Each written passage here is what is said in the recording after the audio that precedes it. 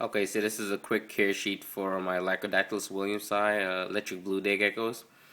What this is pretty much a 10-gallon converted terrarium. It's got a screen on the top here. The rest is pretty much glass and almost sealed. There is a Azurus in here, and he's right back there.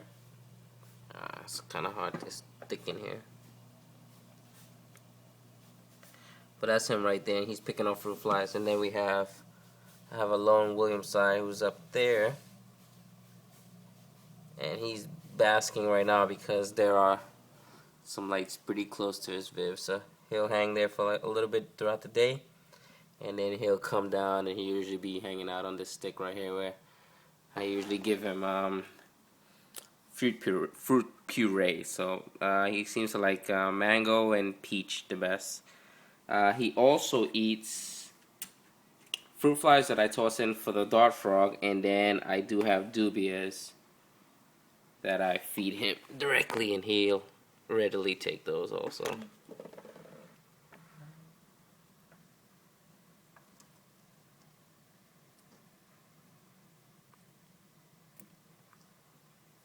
So he'll get maybe, it's hard to film one hand, but he'll get maybe one a day of these guys, and then he'll just pretty much fill up on the fruit flies. And I don't know if you can tell back there, but there's a ton of fungus gnats in this thing. There's one flying around back there somewhere. There's a few in there, and that's because of all the substrate on the bottom and whatnot. Okay, so I say that to say this again, that this tank is not what I recommend for keeping your Williamsi. This is just what works out for this particular one, and he's perfectly happy up there. And he's been in here with this dart frog for about maybe 8 months. It gets really humid in this tank. I would say on average, all of the time, it's about 60 to 70% humidity in the mid portion and the lower portion. Up high, maybe get a little bit less, maybe like 50 or so. Around misting time though, and a few hours after that, it will stay in the upper 80s. So it's pretty humid in this thing. He doesn't go down here. That's the dart frog hangs out in it. There's some bromeliads back there and whatnot that holds water. But yeah, this is one of the tanks that I keep my Williamsi in, and that's only because this was an experiment, because I can't house my males together, so I had some excess males that I needed to place somewhere, and he got tossed in here, and that's where he's at. This is this is my breeding enclosure. I gotta get a ladder. Hold on 1 second. I'm actually doing a whole bunch of stuff right now, remodeling.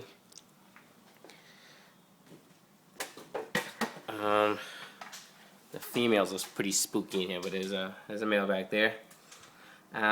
This tank is a false bottom tank. If you look on the bottom here, there's the misting does drain off, and it gets misted pretty heavily. There's 1, 2, 3 nozzles.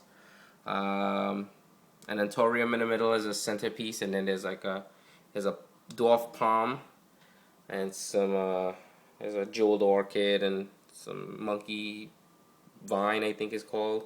This is a coffee plant, and then a creeping ficus back there. It gets misted maybe, let's see what it is, every 2.5 hours for 30 seconds. He's getting spooked right now because I'm moving around in here. The female is in one of these bamboos. I want to say it's back there maybe. I don't know, there's another one out here. But there's eggs in this bamboo going across this way, and then there's another clutch inside of this one. It is pretty cool in here, but it does get warm. So this one is about 80 degrees right now. The humidity just went up because it got misted. It's hard to tell, but it's a 40% humidity. Doesn't get any higher than that in this cage. It does stay fairly dry in between mistings. The leaf litter pretty much soaks up most of that stuff right there. And the humidity is about maybe 50% at max. And pretty warm. Some of my other eggs for these guys are out incubating at lower temperatures, so I don't mind leaving these guys in here. And that's my setup. As far as lighting, I have a compact UVB 5.0 Repti Glow bulb, and then these are just grow bulb compacts. I had a basking bulb here, but it got the tank way too warm. And they get fed dubias and fruit flies and maybe some phoenix worms every now and again. And let me get you an override view. So there's a few ways to keep them. There's no rule of thumb, I would say. If you start with captive bred stuff, you don't want to I find the wild caught animals tend to be a lot more fragile and they'll die. Here are some baby chameleons I got. They're hatching out right now. These guys in shed. Looks itchy.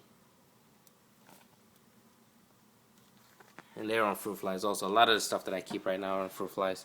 But as far as the Williamsi goes, I do offer them a UVB bulb. So whether it be a 5.0 of the two bulbs or the compacts work for me. I haven't had any issues over the years. And as far as humidity, you have the option of going with a pretty humid setup, which like I said, I don't recommend. It does work for me. And then this is more of a recommendation. So you want the mid humidities, maybe like around like 40 to 50, 60%. I missed a lot just because of the plants. It keeps the plants lush. A UVB and a grow bulb is just for the visibility and for the plants. There is a basking spot on the other side that gets pretty warm. As you can tell, I don't need a basking spot because he pretty much hangs out up top there and gets enough warmth that he needs to process all that food. As you can see from his poop, he doesn't have any problems digesting any of his food for lack of basking or whatever you want to say. He's up to temp pretty good. Alright, that's it. Hopefully that works. Thank you. This is my other setup. Some Europlatus, some panther chameleons, some other Europlatus cicharae, and then this is something I'm redoing up here, and then I gotta redo the whole system over again. Alright, thank you.